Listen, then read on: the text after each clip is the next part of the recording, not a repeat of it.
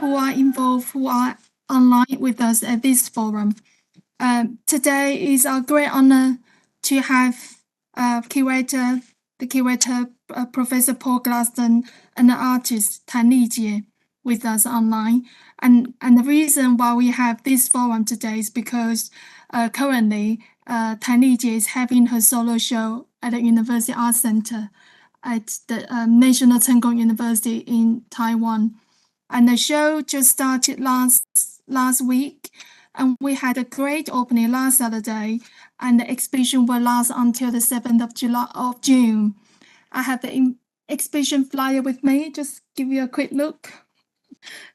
And yeah, the exhibition is beautifully presented, and although it is a beautifully looking exhibition, it actually involves quite a lot of things and ideas and issues that we can discuss and talk about. And that's why we have a forum today.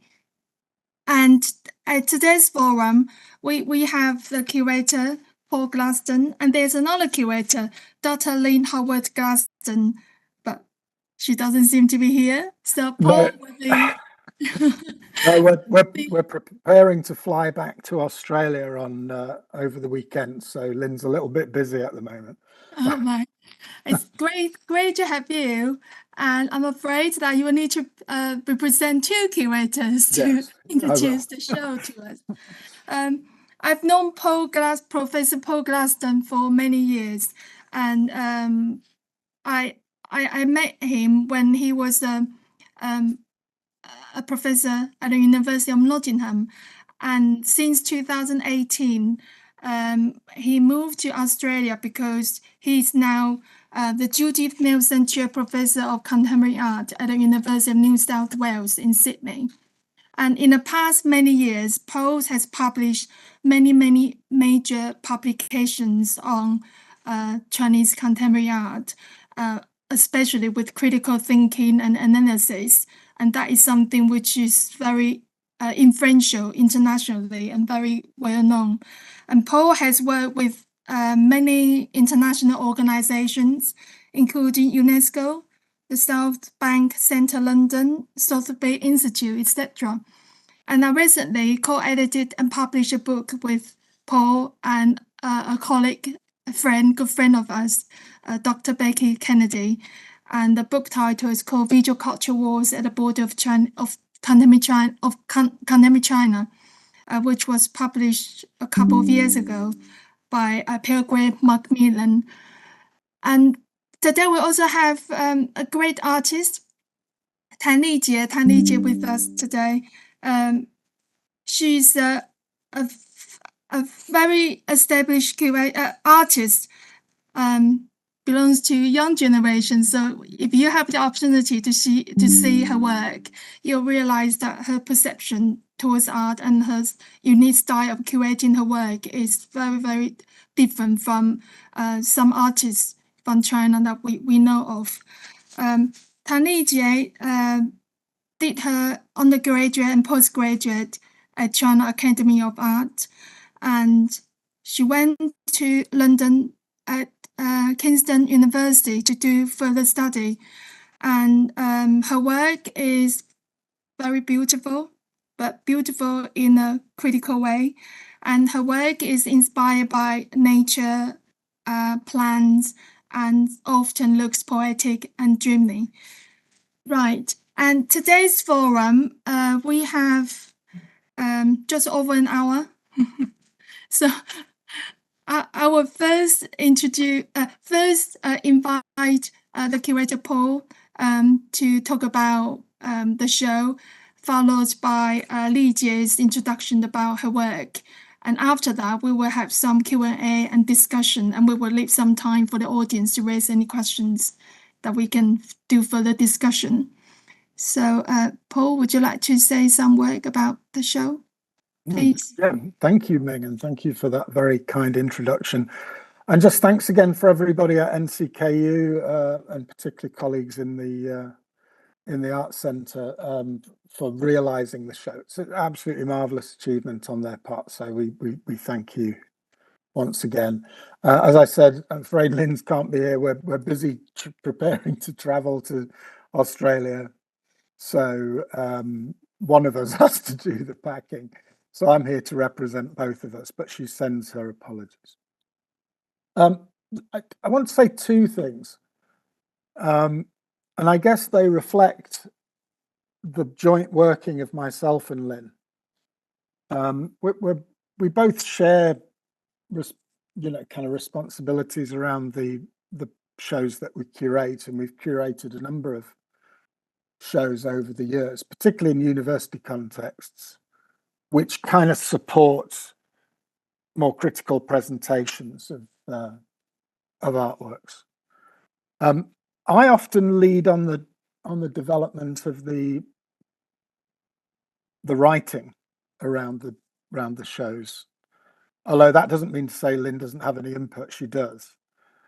But Lynn tends to lead on the designing of the exhibition, the structuring of the exhibition. Again, I do have input, but we tend to split our responsibilities in that way.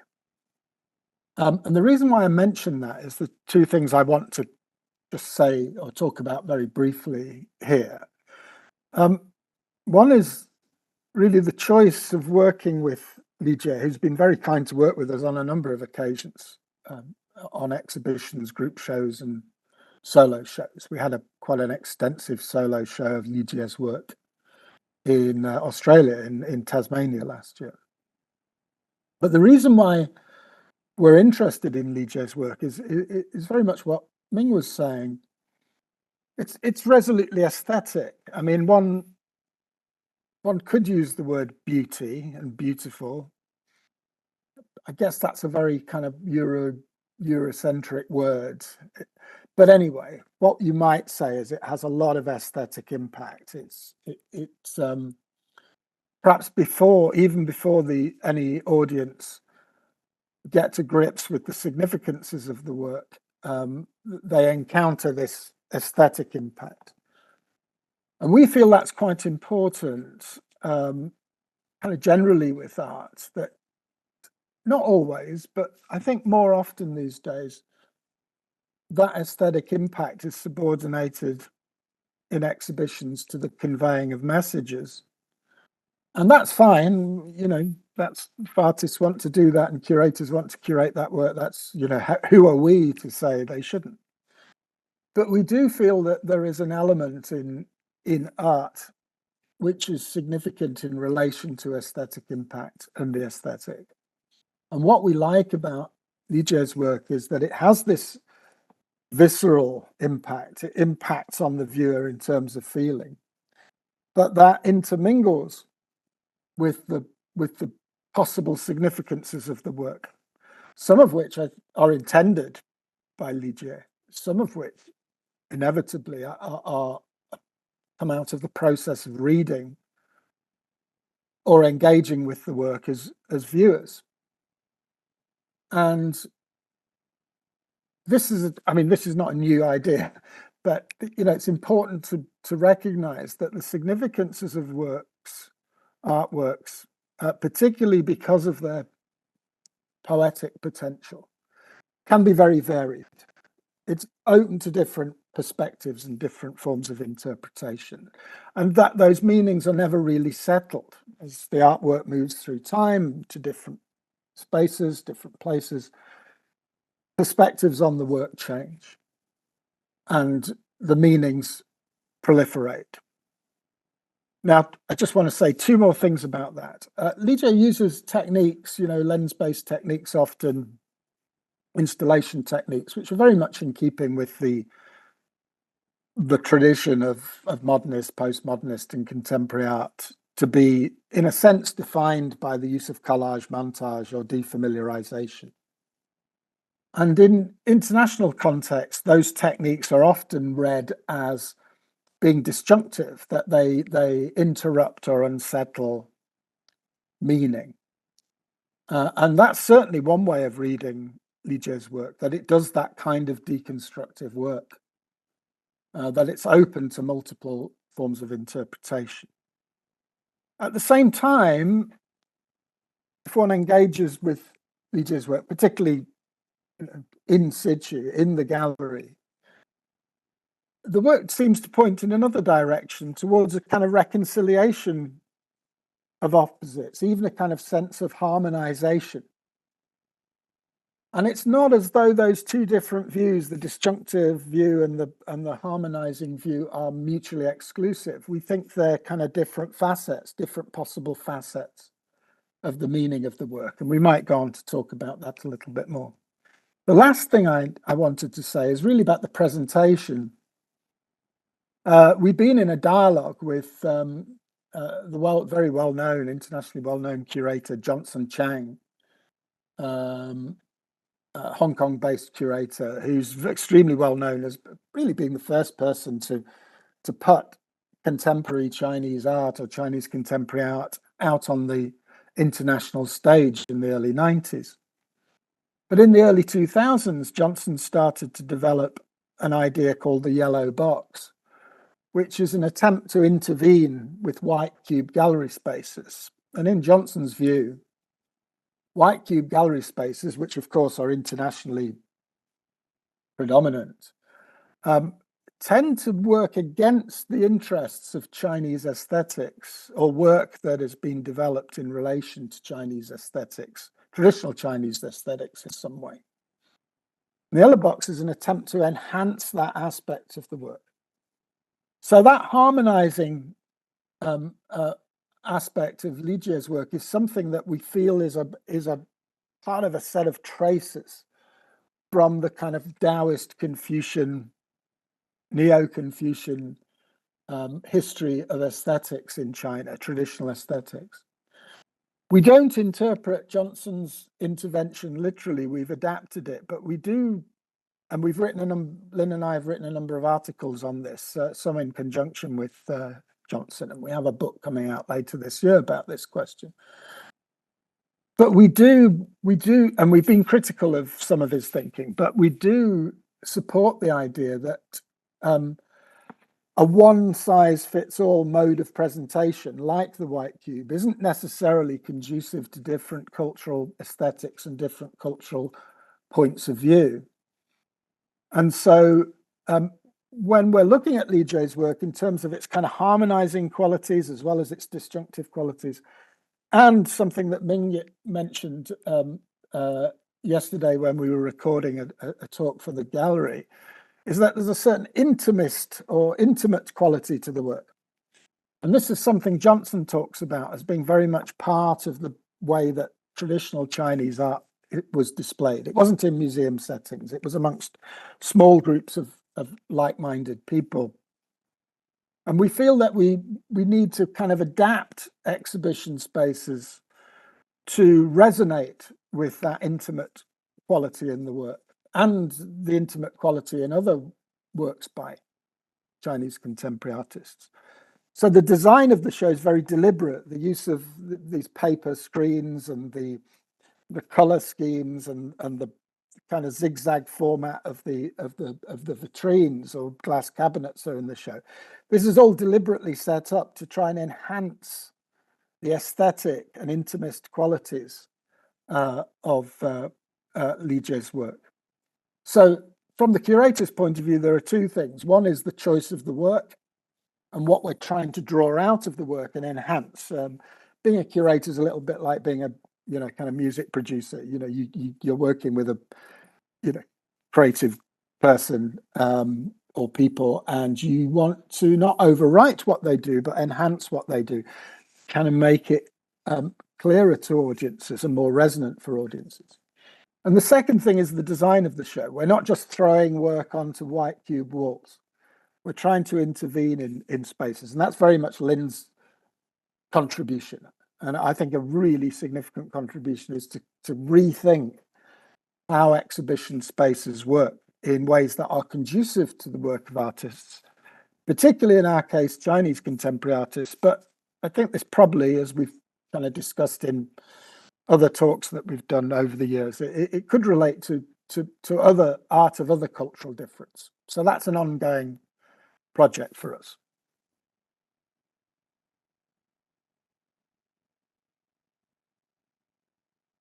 Right. Thank you for the introduction of the show. for me to look at the show and for you as a curator to look at the show are very different. Especially you mentioned your perspective. You mentioned a couple of times about Taoist and Confucian aesthetics, and that's something which didn't occur to me when I look at Lijie's work. Suppose we are from similar kinds of culture in the Far East, so what you see would be very, very different from what we do. And I'm sure there will be a lot of interesting discussion that we can do after Lijie talk about her work. And so now I would like to give the time to Lijie to introduce her work, please. Yeah, hi everyone. So I will give a brief presentation with this exhibition. And now I will share my screen. So now maybe you can see the second screen. Yeah, so I would like to start with the two-screen video, and I will play the video and give the introduction in case someone haven't seen the exhibition. So this is my second solo exhibition outside of mainland China, and I'm very happy to have it in Taiwan this time. The title of the exhibition is Spring of the Platform, which is also a double screen video in the exhibition. It describes the work status of a group of white-collar workers when heavy rain suddenly blocked their way to work. Their face standing at the platform exists showed it urgent confusion and anxiety in the morning peak. At the same time, another screen shows the delivery man in the rain and the surrounding natural environment. Earthworm slowly burrowed into the grass. High-speed photography makes this moment of time flow slowly. At the same time, I made this footage taken with my mobile phone into film, develop it using Cyanotape, and make it into a small stop-motion animation at 20 frames per second. The blue color of Cyanotape forms a subtle relationship with the rain, sunlight, water, paper fibers. This natural energy also brings a classical and abstract temperament into image. I was inspired by George Evans' Reagan 1929. I use slowly and ancient production processes to respond to today's ever-increasing piece of information. The city I live in, Shenzhen, is famous for its high-tech industry. The filming location is exactly where these high-tech companies are located, including Huawei, Tencent, DJI, etc. The film depicts a group portrait of contemporary workers, just like millers. The cleaners describe working people in the film. During the editing process, I zoom in closer to people's face, and the camera moved slowly, sweeping across the entire platform. It's like looking through a telescope. In addition, during the Cyanotape development process, the film and paper are sometimes closely attached and sometimes loosened. This gives the picture a visual and real effect. This is also a relationship between myself as an observation and the subject. So this is the first work. So now I will share with the second work. That is the story of Bougainvillea. Let it be forgotten as the flower is forgotten. The name of this work comes from Let It Be Forgotten by American poet Sarah Tesdale. When I was in junior high school, there was a book bar at the back door of the school that was low-key but visited by many literati. I read Wen Yiduo's poem. It's a very old Chinese poem, forgetting her, like forgetting a flower in it. This poem is adapted from Sarah's Let It Be Forgotten. To me, this poem describes an emotion that I want to forget, but I cannot. It is also my passionate feeling towards life, nature, cities, and people. During the creation, I used the method of contact impressions, scattering bougainvillea petals directly the photographic paper, and it's using very old the Explore machine in the dark room. When I look carefully at the photo paper, I suddenly discover that there are many surprising images in the picture. The image resemble spirits, people, or animal, and like a hunter screening for my friend in a world full of flower. The waste of creation is as innocent and full of fantasy as a child's.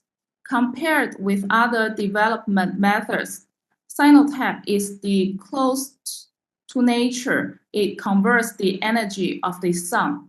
There are many uncertainties in the process of using Sinotype development. Like the fifth picture is this one is the right of the picture and the top one. So that is the fifth picture. And in this picture, the bright spot in the lower left corner is caused by water droplets consistently falling down during the drying process of the work. Therefore, this series of work is not designed or drawn by me, but is done together with the nature.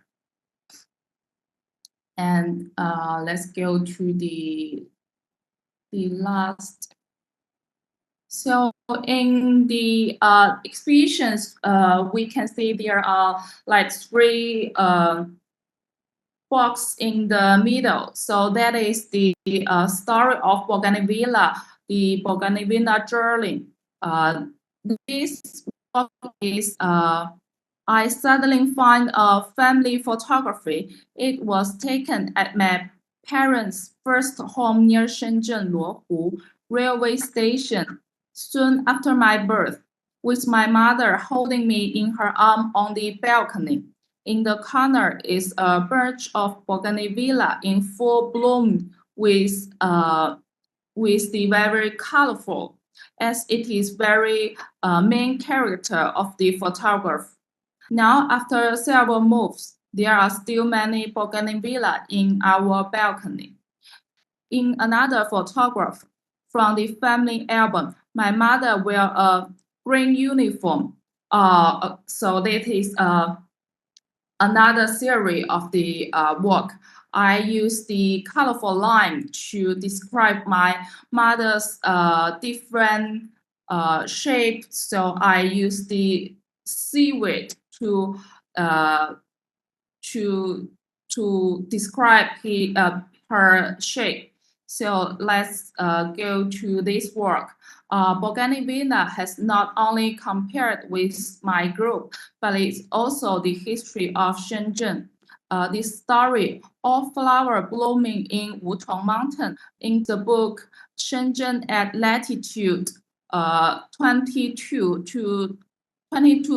27 to 2252 north by Deng Yiguang, including the sentence, "Those beautiful flowers and trees finally sank into a mountain of flower plum, becoming flower crops flowing into the Liantang River." In the story, people escaping from mainland China to Hong Kong filled through the blooming Wutong Mountain.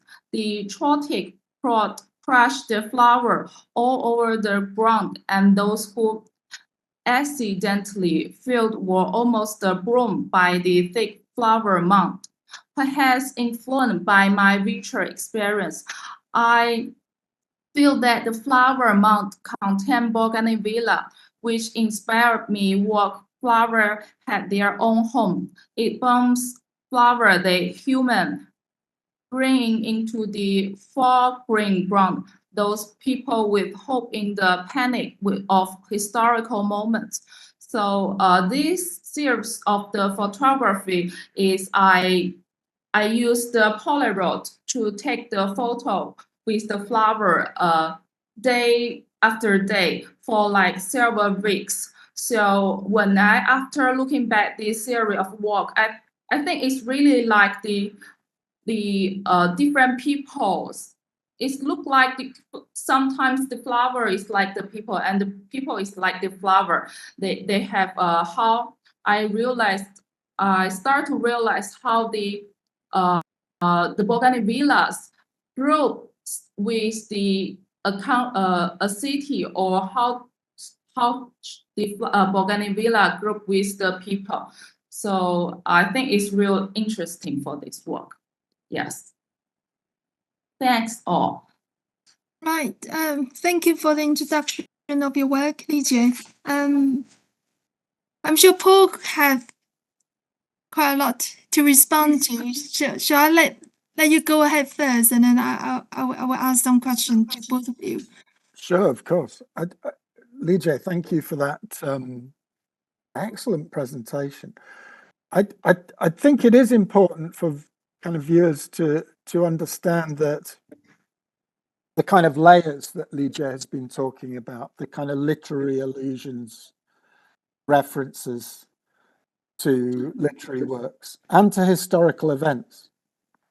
And I think it's also important, and we often have this slippage of language, don't we? We say it's beautiful, but you know, it also means this. I don't think the aesthetic qualities of the work are exclusive at all to the ideas that Lijie is putting forward, particularly the idea that her work is related to actual lives and actual people and actual historical circumstances.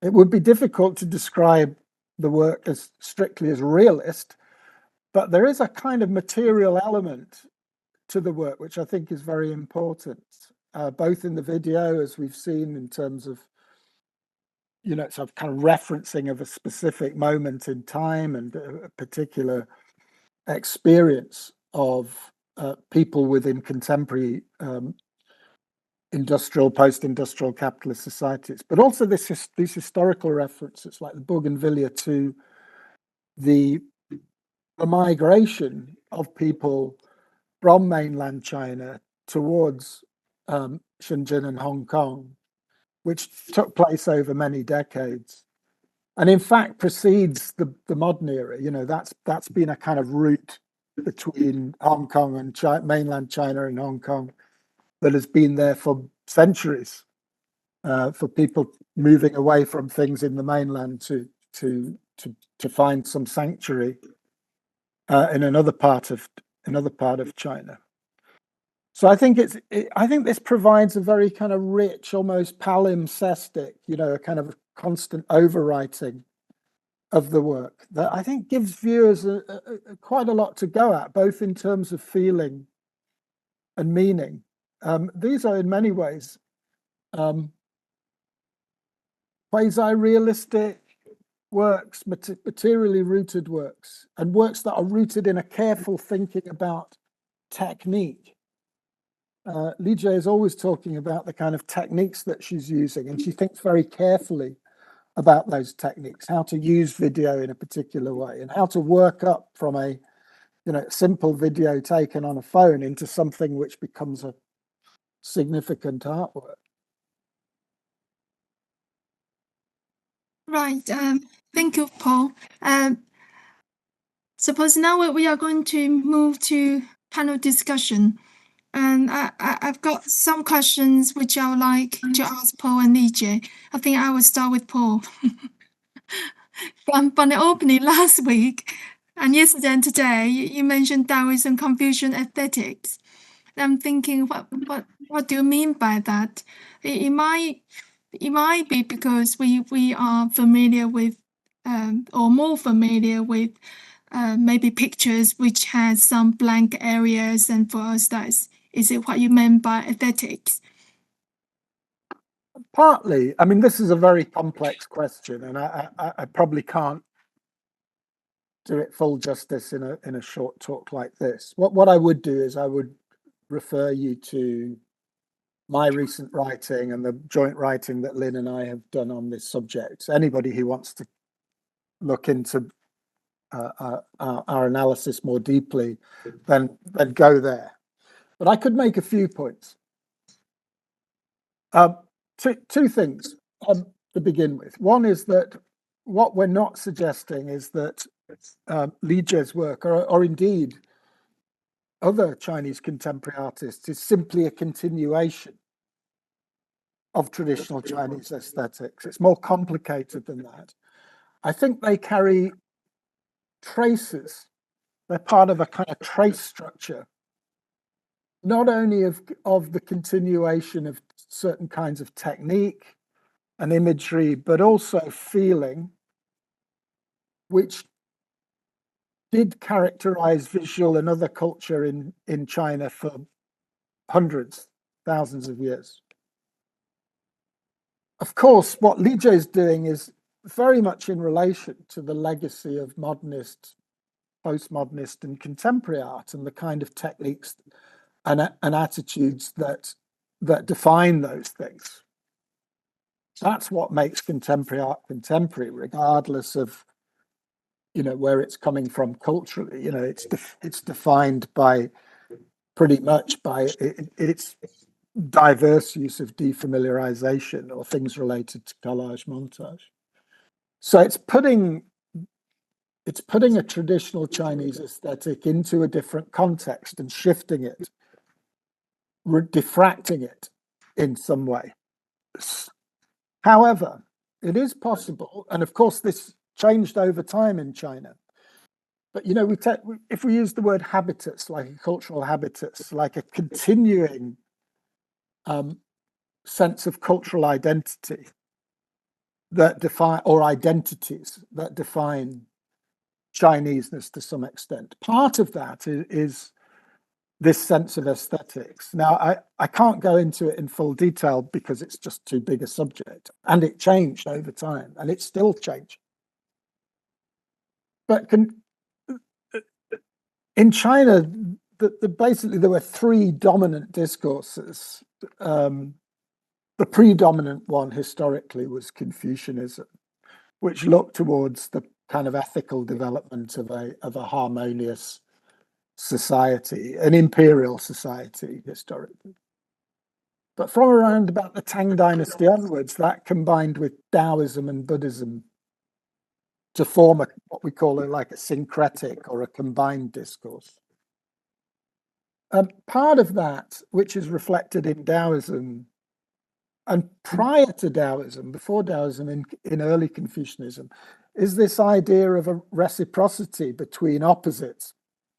We're very familiar with the yin-yang symbol, but this, although it's cliched, it certainly to Western audiences, it does reflect a kind of central mode of thinking in Chinese culture, and actually more widely in East Asian culture. It's a kind of non-rational relationship between opposites, which are never quite opposite and never quite different, that is meant to reconcile ultimately into some kind of cosmic harmony. Now that sounds like a big, kind of bold, big statement, but it is something that informs culture and cultural production in China over many, many hundreds of years. That kind of aspiration towards a harmonizing aesthetic, which is not simply art, which is a kind of an importation into Chinese culture, but something that's bound up with society and how society is supposed to be governed, or what aspirations might be had towards society.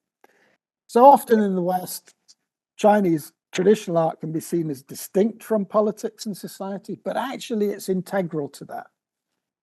The ability of a painter, for example, a literatus in imperial China to develop a kind of harmonizing aesthetic through their work is as much a social and political and ethical statement as it is an artistic statement.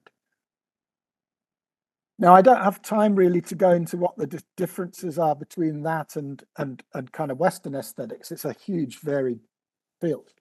But one thing we can say is that since the 18th century, post-Enlightenment aesthetics in European and European American contexts, and then more widely internationally, through the spread of Eurocentric ideas of modernism and postmodernism, they ultimately developed an often more disjunctive or deconstructive use of non-rational relationships between opposites. So I think what we have interestingly with historical Chinese aesthetics and its trace continuation in the work of contemporary artists from China, I think, and that's much more common than one might think. I think many, perhaps pretty much all contemporary Chinese artists are inheritors of that historical syncretic Confucian habitus.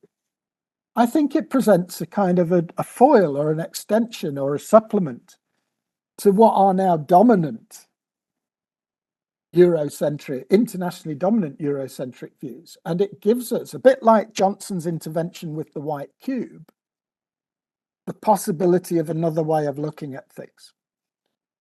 And as I said right at the top of this talk, it's not exclusive. It's not as though one has to adopt this Chinese perspective, cultural perspective on the work to the exclusion of that kind of Eurocentric, modernist, postmodernist, contemporary view.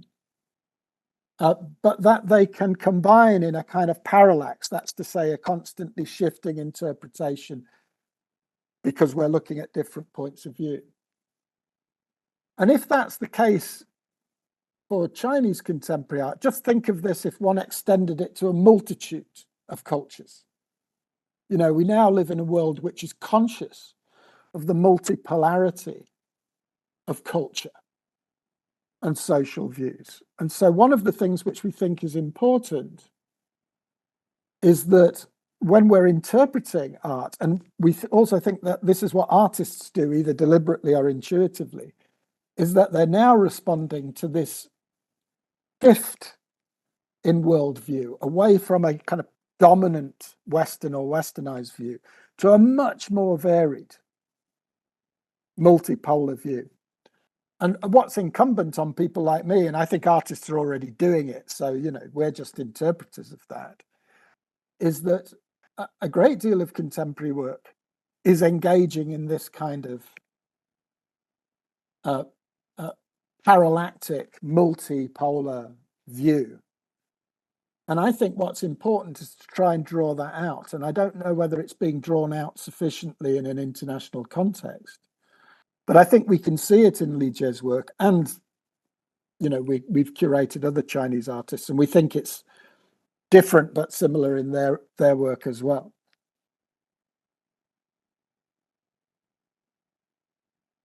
Right, Paul, thank you for your comments.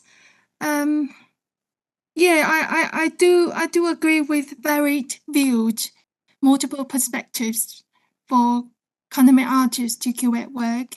There are things which are deep inside their mind, and even could be unconscious. And for artists from the Far East, from China or Taiwan or even Japan or Korea, lots of their works tend to could be similar in terms of presentation, in terms of format, similar to European or Western work.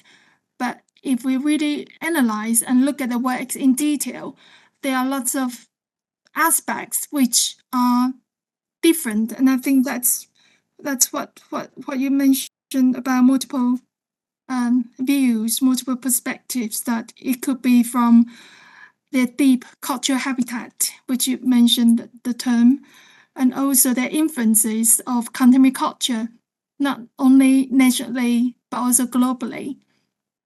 Could I just mention one thing very quickly, because I think it's important to talk to Lijie, obviously, that this is not a one-way street. I think it's important to recognize that the impact of Chinese culture on Europe and America as part of the development of modernity was quite significant, right from the 17th century onwards.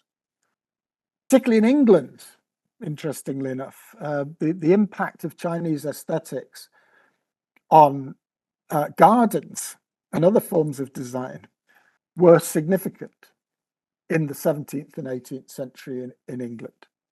And that then fed into the continued development of Eurocentric modernity and Eurocentric modernism, postmodernism, etc. So when we're talking about the kind of relationship of Chinese art to a historical cultural habitus, it's also important to recognize that this was already part of the construction of modernism and modernity more generally, that it's not simply a new thing, that it has its own complex history. And I think it's important to look beyond the strictly contemporary to this longer drawn out trace structure, both within Chinese cultural context and actually in relation to the development of European and Euro-American and Westernized culture. Right. Thank you, Paul. Thank you, Paul. And for our point of view, it's vice versa. Exactly. But I think that's the point. I think that the whole question is constantly doing this. You know, I use the term parallax. That's a parallax, you know, that the positioning or the interpretation of something like culture or art is dependent on constant shifts in position, not only spatially, but over time. Yeah. Right. Thank you, Paul. I have some questions to ask Lijie. I think I'll start from easy one. The question that I have that I would like to ask you is the videos ran on the platform. It is two projected images, and I've noticed that the image on the right sometimes freeze. It becomes a still image, whereas the projection on the left is continuous movements of people on the landscape. And what is the purpose of that? And the other thing is because you are not able to come to Taiwan, but I wonder when the work was shown in Australia, whether the reflection of the video on the floor is deliberate. Because for me, it is really powerful because we see images, not just a dual projection images, but also reflection and the power, continuous images from the projection on the floor. I think made the whole video is such a powerful installation. So yeah, so the question is whether the image on the right sometimes freeze. It's just an image itself in parallel with moving images on the left or the other side. It is what is the purpose of it? Ming, thank you for your question. I really not sure if there's I think the right screen is also the moving image. Yes, yeah, it is moving as well, but sometimes the moving images stop or get slower. So is there a tempo or is there a structure in your mind when you create the videos? Yes, with the right screen is always the person they are waiting on the platform. So it's very focused on them and like the portrait. And the right screen is more like the natural. It's the environment where the people's walk. Yes, and there's just a park near their company. So I also went to the park, and I can see some like animals, like the worm or earthworm, in the end of the film. Yes, and it's also like the delivery man. They are just going very fast, so the water is like a spring. And I shoot a lot of the road and how the road changes when the rain rains bigger and bigger. So it's two spring, and one spring is the people, and one spring is the, I think maybe the natural, and sometimes you can see the trees and the birds, something like that. Yeah. For me, when I looked at your video, I found it really stunning because you mentioned the video is from a film which you did just with your phone. So to transform an easy get film with your phone into lengthy process of making a video like this through Sonotype, I think it's just amazing. Because I try to imagine how you break down the films into really just still images, hundreds of thousands of still images. And when when you did the installation, when you design the installation, you print the still images on a long thin strip and make it into a installation in the gallery space. So when visitors walk into the gallery room, we can see little images of the film. Suppose that is from the film. Yes. So it's a part of image from the film. It's not the total. So it's very. I'm very like a woman workers in the factory, and every day I just do the same work. Like to make the Sonotype and to spring it and to cut it and to edit it. It's a very slow process. Yeah, I think I really like the old traditional way to shooting film, but when I start learning the photography in our school, we do not use the traditional film anymore. So I always I always like to use like the different traditional ways to show the works, but it depends on how I do. It depends on the concept. So I think it's different for the different times. Yeah. Yeah, and for me, because you transform a film which you made, which you get from a film, into poetic Sonotype animation, still image animation. The work itself erases the discomfort and the noise in the real life, make it into not utopian, but at least a very dreamy and fantasized world. I think that's what I meant by beautiful. You create a sense of quietness and calmness among really busy, heavy life, especially among working people or people who need to catch train to get to work. Yeah, so that is one aspect that I like the video piece. And I also like the idea that you mentioned co-creation with nature, because you are curating your work with Sonotype. So it entirely depends on the sun in nature, and even it could be humidity, or if during the process of making your work, there could be a cloud suddenly come in. So the quality of your work, not quality, the properties of blue will change during the course of the change of the climate. And so that is something which is not 100% controllable by the artist. So you curate your work with nature, and because of that, it make it really organic, make it really enjoyable by the audience, because it is not done deliberately, just by artists' hard work. Because sometimes you can see artists try really, really hard to present an image, but for you, it is very fluid, very organic, very free, and it has a sense of relaxation, because we can see kind of like the air going through the images, and also because of different layers overlap with each other. Some parts get more transparency than the other. So the different textures and different layers of blue made the work really interesting.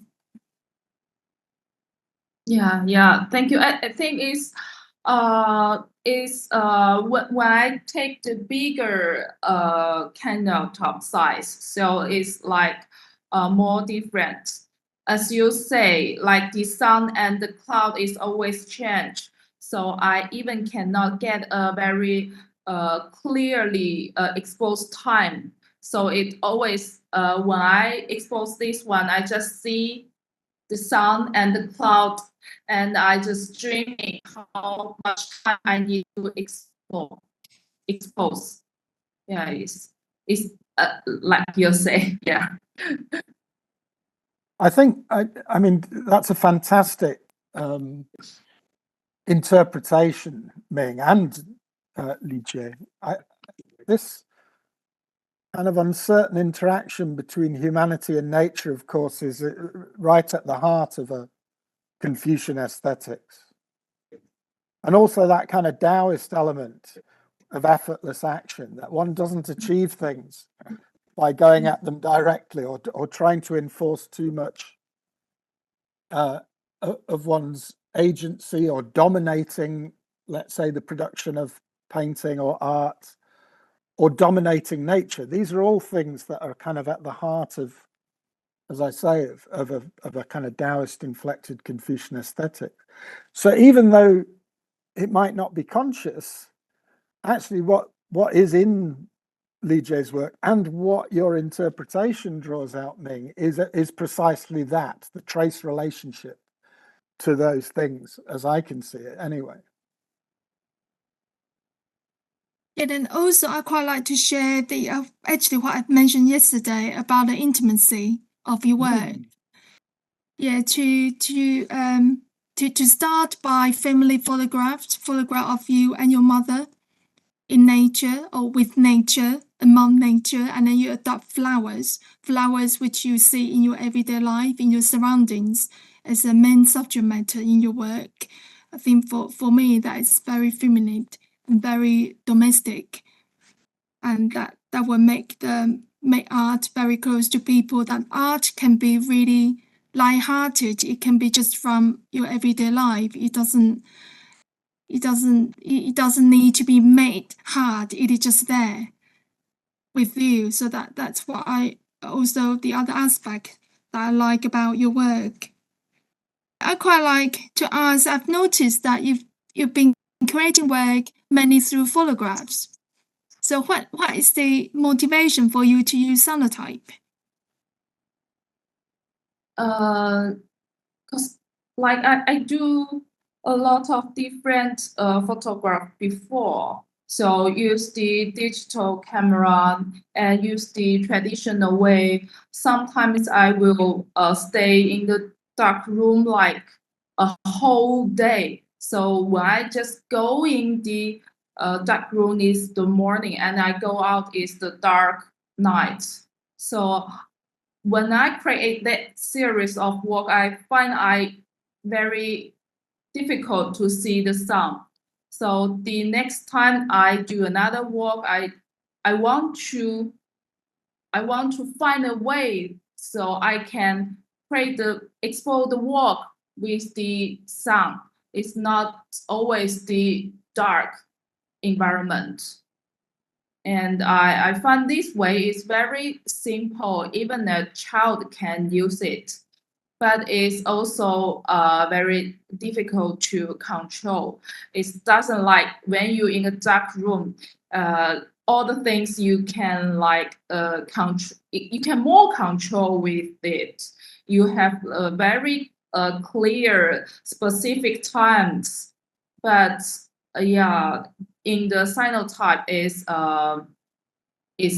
different, and sometimes you just put the paper outside the door, and when the sun is very it's not straight, it has the angle, and it may put another things shadow into your pictures. So I think that's very interesting. But the other easy question for you, technical question for you, what differences do you think it make to create your work between photographic paper and watercolor paper? Because I've noticed you use both watercolor paper and photograph paper. Yes, when I use the cyanotype, I use the watercolor paper.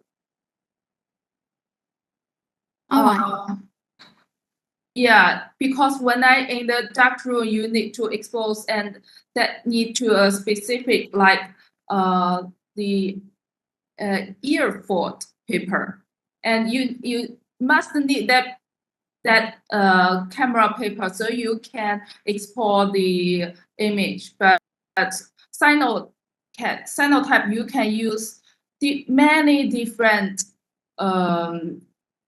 material. You can put it on a silk, you can put it into the watercolor paper, you can put it in the glass, you can put in any things like the clothes.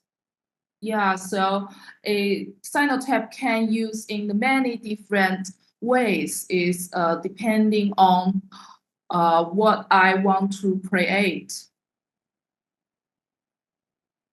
And can I ask whether the color would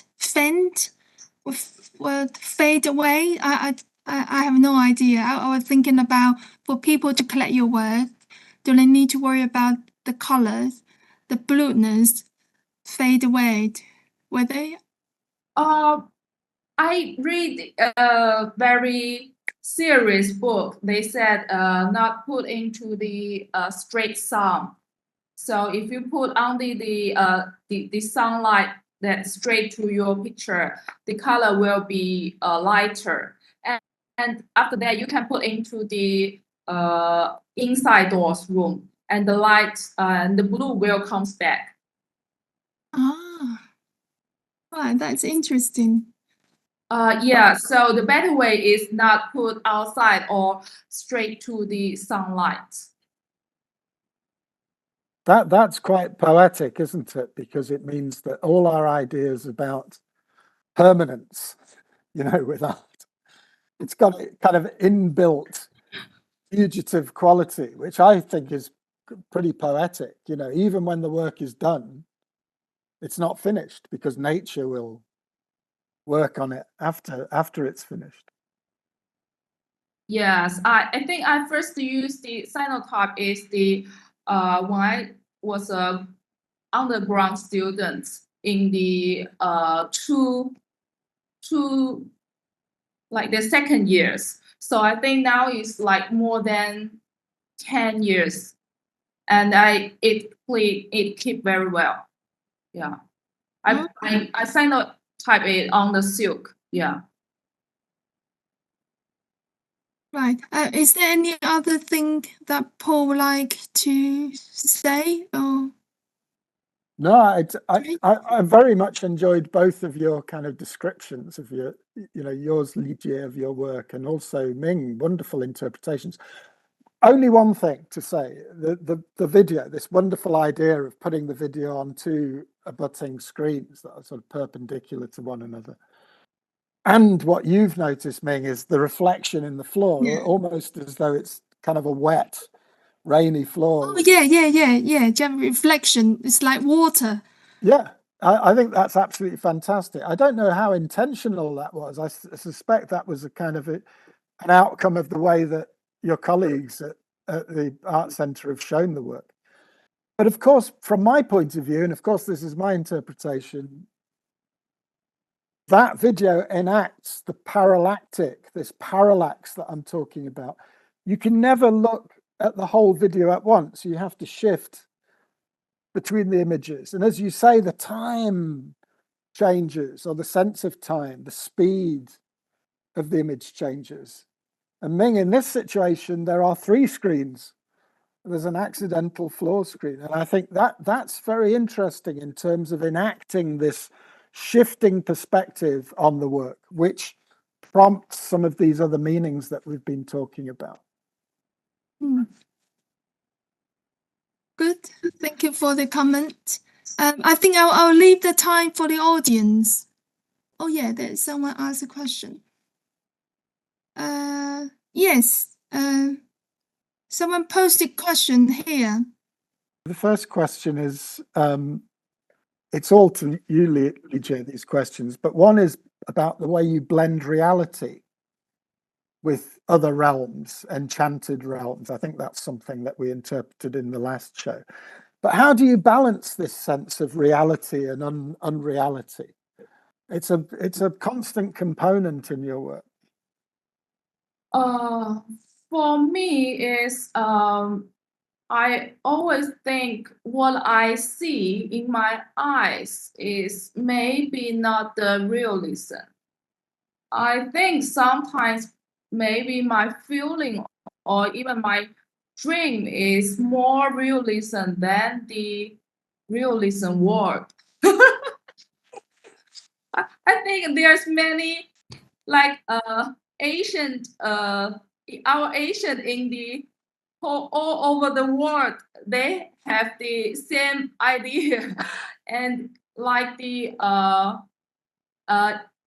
there is some book talk about the death, and some person think that maybe the death is the real, and our life maybe is not the real. And also we have the Zhuangzhou dreaming with the butterfly. Is always talk about which world is more realized. So when I create the work, I always like take the street photography, like day and day.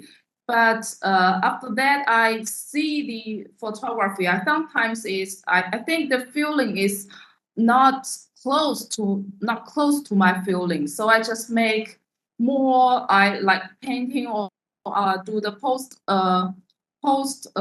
production, or just different ways to make sure the work is can show my feeling more closer to my heart, more closer to my emotion.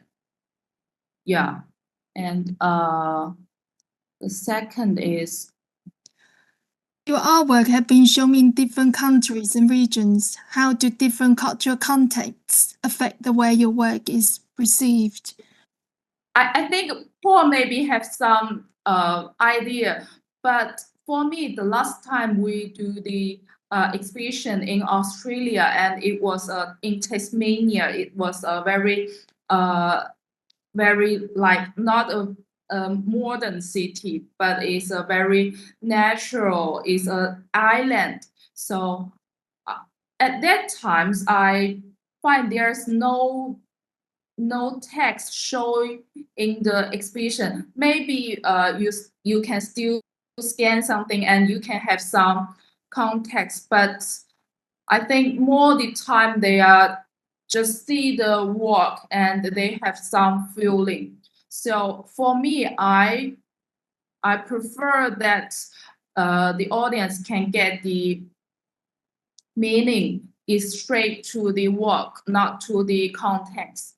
But the context can give some background, because everybody has their own background. So I just give more tips to, if they want to know more thing about the creation backgrounds. Yeah. So when I shooting the film, I just think if I can use the images to tell the story, then not use the words. Yeah, but sometimes if you read the words, it's not the words, it's the images. So there's a more complex way. Yeah. I mean, just to add to that, as curators, we're not against contextualization. I mean, of course not, because artworks are always within a context, and differences in context do impinge on the way things are received and what they mean. But it actually, in exhibition spaces, we tend to avoid putting big statements on the wall. We prefer that you can go through a QR code, or you can look at the catalogue for information. Because I think there are too many exhibitions now where the meaning is simply stated, it's not embodied in the work. Claims are made about what the work means through words, and in a Western context, that's Platonic. You know, that's the idea that the word is somehow more important than the image. And what we like to do is help artists to reinstate the image as a source of feeling and meaning. That's not to completely cut words out. What that would be silly, that ridiculous, and wouldn't work. But it is to promote images as a source of significance, rather than simply tell audiences what they mean. You know, we have views as curators about what the work means, but as we've heard today, and what's really great about this is that the way we see things isn't the end of the meaning. The meaning is open to constant interpretation, and like accidents, a bit like the way the work is produced. I mean, this idea that there's a third screen on the floor in the exhibition, it's probably an accident, but it's a really good one. And it leads to your very insightful interpretation, Ming. And I think that's the quality and value of art, is its capacity to be accidental and to proliferate meaning, rather than simply to define meaning in one way or feeling in one way. Right. I agree with what Paul says about not to let curatorial words overtake artists' artwork, because often that happens quite a lot. People will believe in curatorial statements more than the artworks themselves. Yes. There was an interesting, if anybody wants to read it, I'm sure it's online, the British artist Tony Cragg, who's a sort of artist from the 60s and 70s. There was an article in one of the British newspapers a couple of weeks ago where he's saying exactly that as an artist, he's concerned about his work simply being defined by curators, rather than audiences having opportunities to engage with the work beyond those asserted meanings. Yes, suppose in the 60s and 70s, curators' roles perhaps started to get more and more powerful and more influential.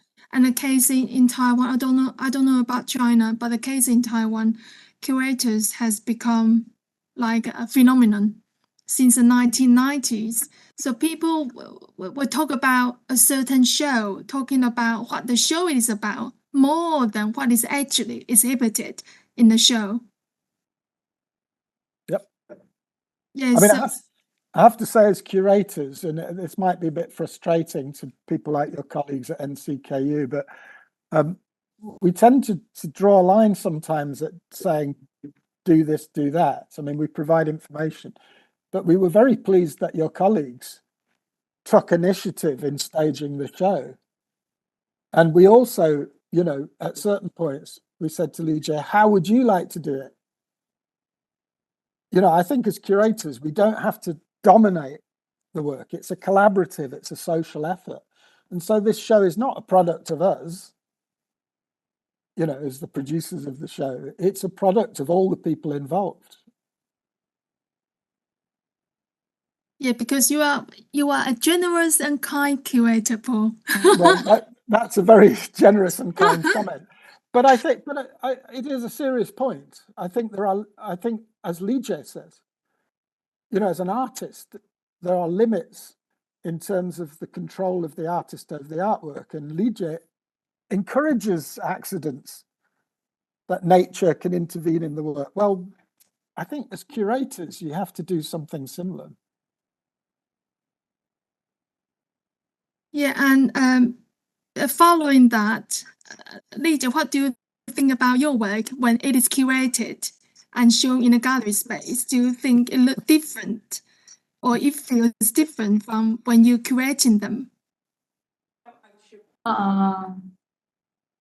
For me, I think I'm very open, and I like it be designed or curated in a different way.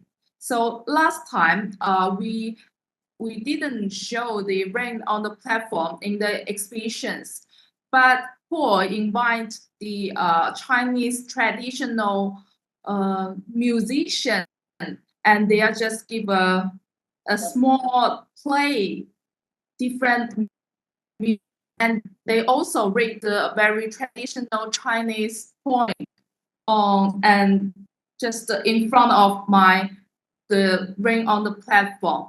So for me, in mainland China, we maybe not do this, but it could be happen in Tasmania, and it's very interesting. And people drink like the Chinese tea in Fujian, and yeah, very perfect tea. And they eat some like yuebing or other traditional Chinese desserts.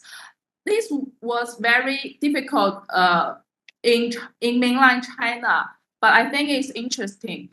I don't mind totally. I think I should. I think it's okay for me because I don't want to control anything. Yeah. Mm.